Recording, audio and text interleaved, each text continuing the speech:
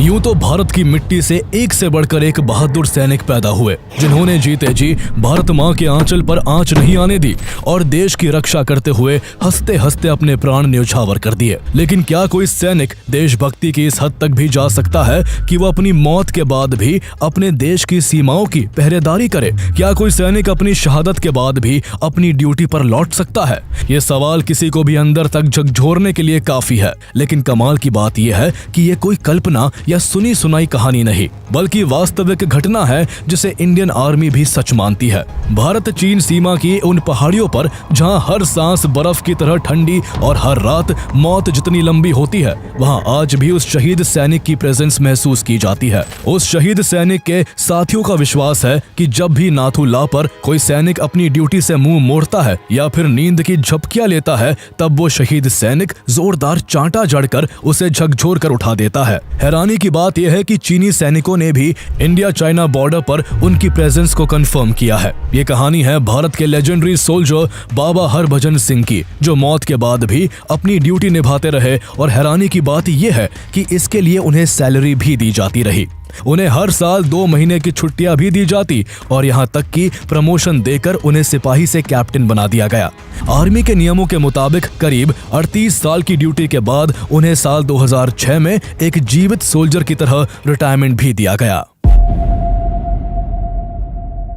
बाबा हरभजन सिंह का जन्म 30 अगस्त 1946 को पंजाब के सरदारपुरा गांव में एक साधारण किसान परिवार में हुआ था। 1947 में पार्टीशन के बाद सरदारपुरा पाकिस्तान का हिस्सा बन गया, इसलिए हरभजन सिंह का परिवार भारत आ गया और भारत के पंजाब राज्य के कपूरथला में आकर बस गया। उनकी अपब्रिंगिंग ग्रामीण ट्रेडिशंस के बीच हुई, जहां हार्ड वर्क, ऑनेस्टी और डिसिप्लिन हर घर की पहचान थी। उन्होंने अपनी प्राइमरी एजुकेशन अपने गांव के ही एक स्कूल से पूरी की और फिर आगे की पढ़ाई के लिए उनका एडमिशन डीएवी हाई स्कूल में करवा दिया गया, जहां से मार्च 1965 में उन्होंने 10वीं की परीक्षा पास की।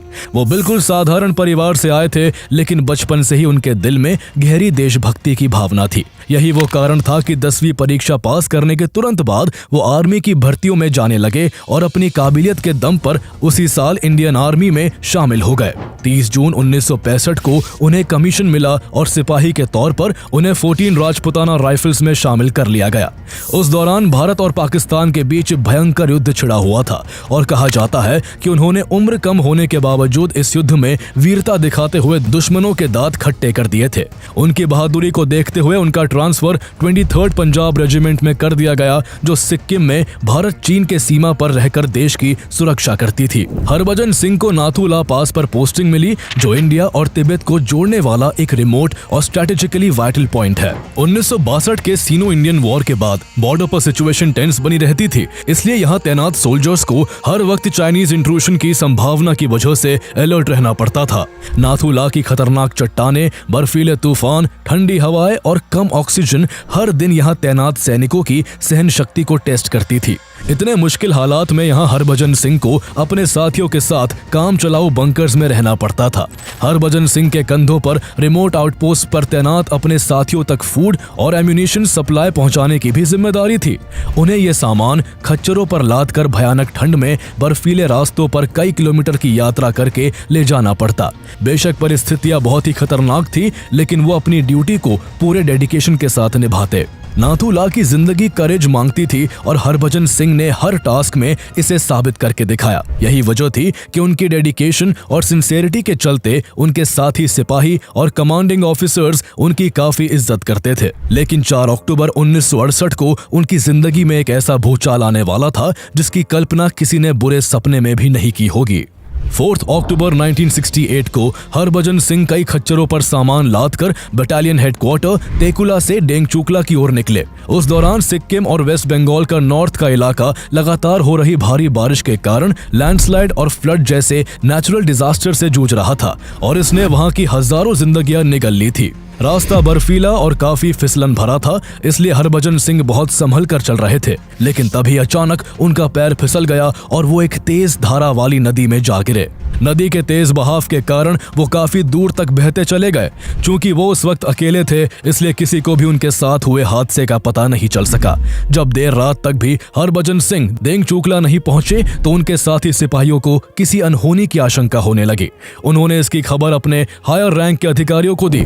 इसके तुरंत बाद हरभजन सिंह की खोज शुरू कर दी गई। लगातार 5 दिनों तक सर्च ऑपरेशन चलता रहा, लेकिन हरभजन सिंह कहीं नहीं मिले। अफसोस की बात यह थी कि उनके 5 दिनों तक न मिलने पर उन्हें भगोड़ा घोषित कर दिया गया। इससे उनके साथी काफी आहत हुए, क्योंकि वो जानते थे कि हरभजन सिंह मैदान छोड़ने वालों में से नहीं, बल्कि हर मुश्किल के आगे सीना तानकर खड़े रहने वालों में से थे। लेकिन तभी कहानी में एक एक्स्ट्राऑर्डिनरी ट्विस्ट आता है।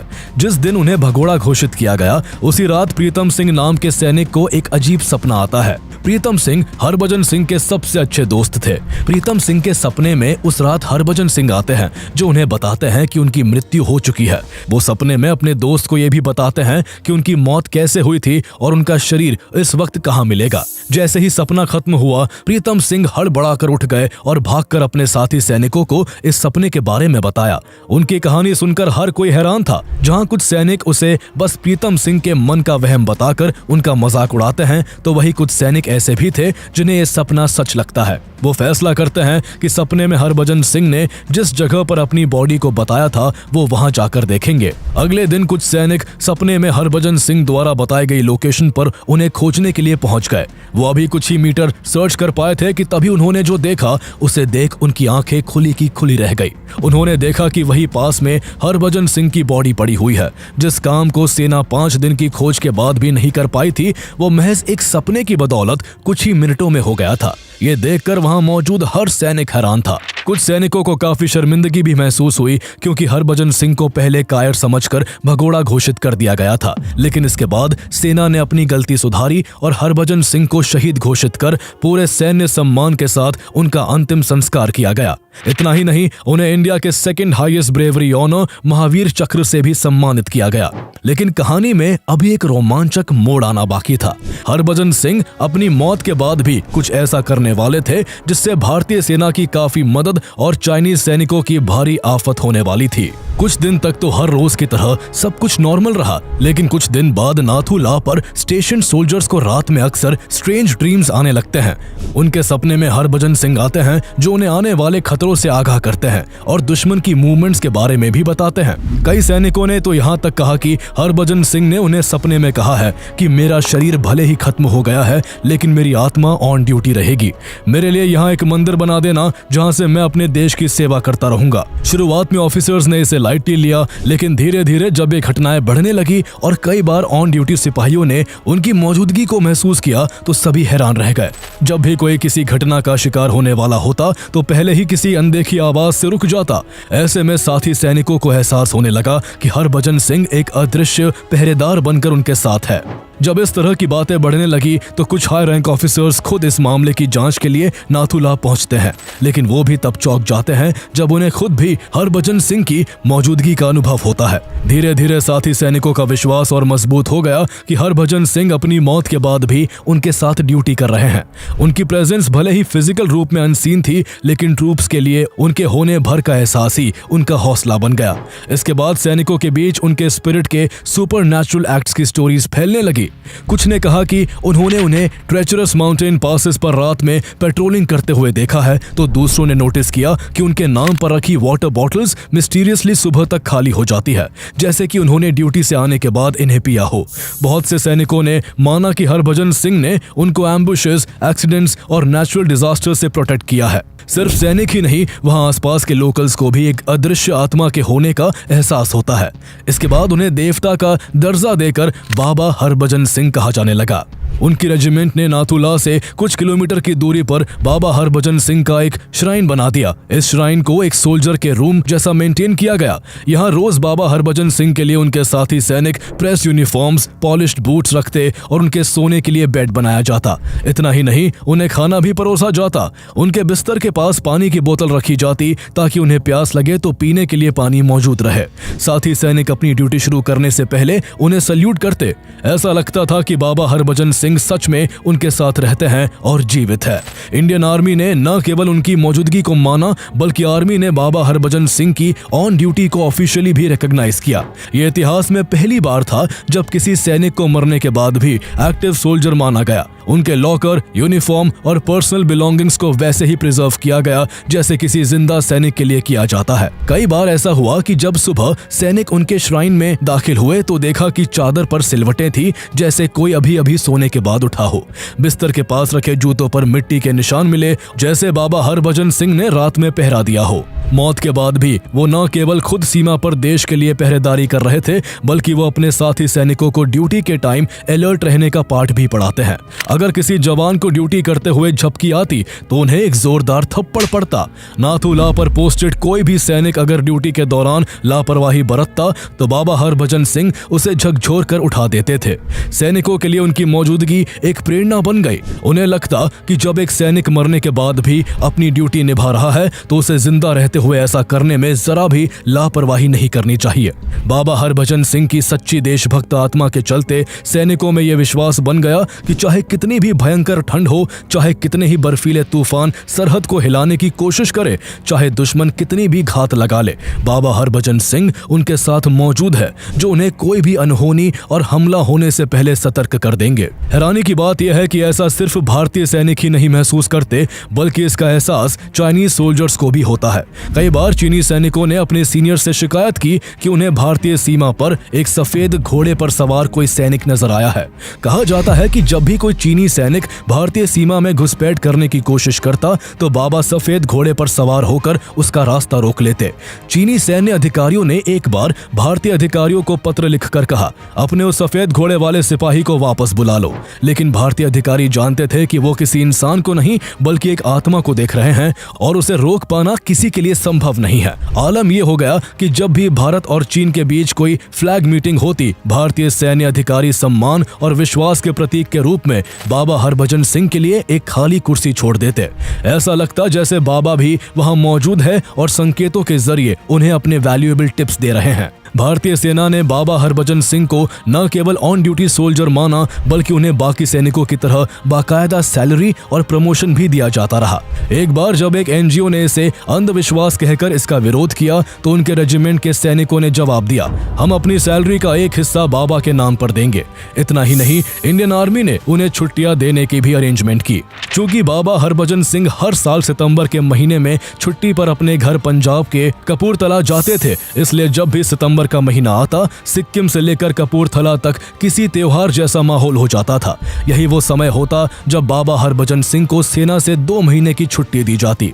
जिस दिन उन्हें छुट्टी पर भेजना होता उस दिन नाथुला पोस्ट पर एक अनोखा दृश्य देखने को मिलता। पूरा कैंप सजता, सैनिक एक लाइन में खड़े रहते और 2 सैनिक बाबा हरभजन सिंह का सारा सामान एक गाड़ी में रखकर वेस्ट बंगाल के जलपाईगुड़ी स्टेशन तक पूरे सैन्य सम्मान के साथ ले जाते।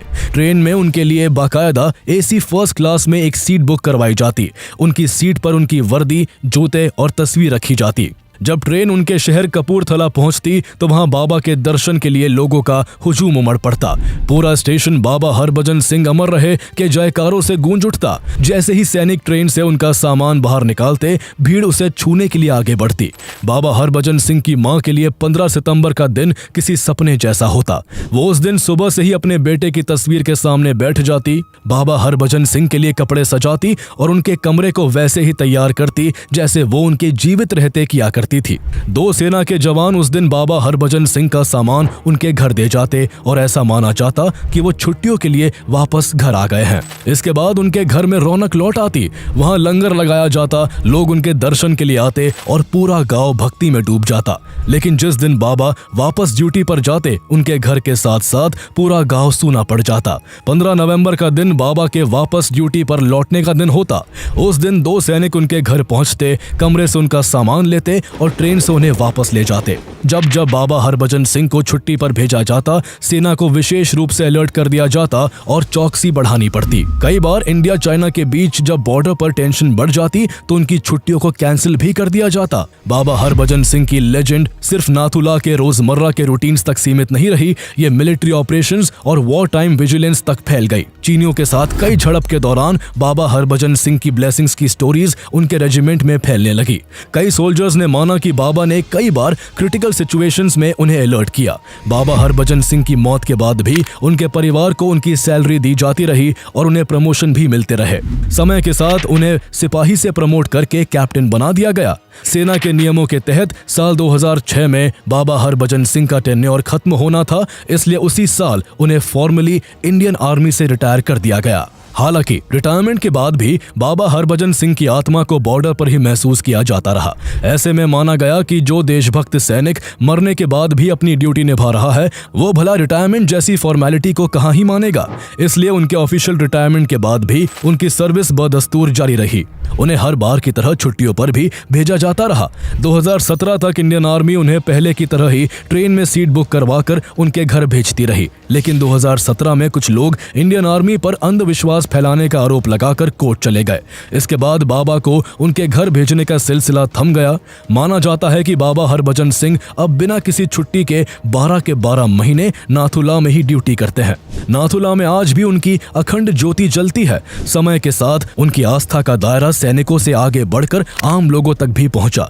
शुरू में जहां उनका मंदिर एक छोटे से बैरक में था, वहां एक भव्य मंदिर बना दिया गया, जहां 3 सैनिक बाबा के लिए उनके कपड़े, जूते, खाने का सामान, पानी की बोतल और उनका बेड तैयार करते हैं। बाद में डोकलाम से सिर्फ 4 किलोमीटर की दूरी पर बाबा हरभजन सिंह का एक और मंदिर बनाया गया, जिसे आज लोग न्यू बाबा मंदिर के नाम से जानते हैं। मंदिर के मुख्य कक्ष में बाबा हरभजन सिंह की पीतल की मूर्ति और उनकी युवावस्था की बड़ी तस्वीरें लगी है। जब उनकी मृत्यु हुई थी तब उनकी उम्र महज 22 साल थी। न्यू बाबा मंदिर चीन की सीमा से इतना करीब होने के बावजूद यहाँ दिन भर सैनिक और नागरिक बाबा के मंदिर में दर्शन के लिए आते रहते हैं। श्रद्धालु यहाँ प्रार्थना करते हैं और अपनी मनोकामनाएं व्यक्त करते हैं। मंदिर में रखी कॉपियों में लोग अपनी मन्नतें लिखते हैं और मानते हैं कि जब बाबा अपनी ड्यूटी पूरी करके लौटेंगे तो उसे पढ़कर उनकी हर इच्छा पूरी करेंगे। बाबा हरभजन सिंह के प्रति श्रद्धा और विश्वास का अंदाजा इसी बात से लगाया जा सकता है कि भारतीय सैनिक गैंगटॉक बेस से ड्यूटी पर जाते समय बाबा के मंदिर जाकर उनका आशीर्वाद लेना अपनी परंपरा मानते हैं। एक बार बाबा हरभजन सिंह के भाई रतन सिंह के मन में बाबा के घर में रहने को लेकर डाउट पैदा हो गया था। कहा जाता है कि इसके बाद बाबा हरभजन सिंह ने उनके सामने आकर उनका डाउट क्लियर किया। एक न्यूज चैनल से बात करते हुए रतन सिंह ने बताया कि जब वो एक खाट पर सोए हुए थे तो किसी ने उनके ऊपर चादर उड़ा दी। वो हैरान होकर उठ गए। तभी उनके सामने बाबा हरभजन सिंह प्रकट हो गए और बोले, मैं तुम्हारा भाई हूँ, डरने की कोई जरूरत नहीं है। इसके बाद रतन सिंह ने अपनी माँ की मौत के बाद घर के एक हिस्से में बाबा हरभजन सिंह का मंदिर बना दिया। आज भी उनके कमरे में उनका सारा सैन्य साजो सामान और उनकी एक तस्वीर रखी जाती है। गांव के लोग बताते हैं कि जब भी उनके गांव का कोई सैनिक सिक्किम या बॉर्डर एरिया से लौटता है तो गांव में प्रवेश करने से पहले बाबा के गेट पर रुककर प्रणाम करता है। बाबा की श्रद्धा, आस्था और अनुशासन आज भी वैसे ही कायम है। नाथुला पर तैनात सैनिकों का आज भी यह विश्वास है कि रिटायर कैप्टन बाबा हरभजन सिंह की अनंत आत्मा चीन के किसी भी हमले से 3 दिन पहले भारतीय सेना को चेतावनी दे देती है। कहा जाता है कि बाबा हरभजन सिंह जेले पास से लेकर नाथुला पास तक की सीमाओं की रक्षा करते हैं।